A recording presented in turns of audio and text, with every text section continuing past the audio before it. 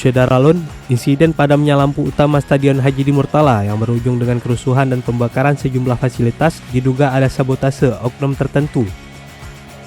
Pasalnya, lampu utama stadion tersebut padam saat 5 menit menjelang kick-off. Hal itu juga yang menyulut emosi para supporter hingga berujung pembakaran dan perusakan fasilitas yang ada di dalam stadion.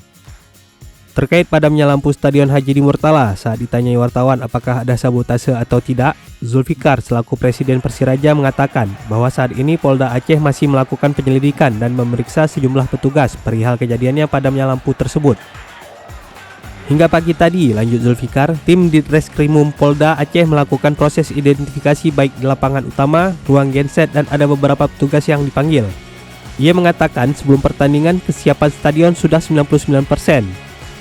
Zulfikar tak ingin tergesa-gesa mengatakan kejadian ini sabotase. Ia masih menunggu hasil penyelidikan Polda Aceh.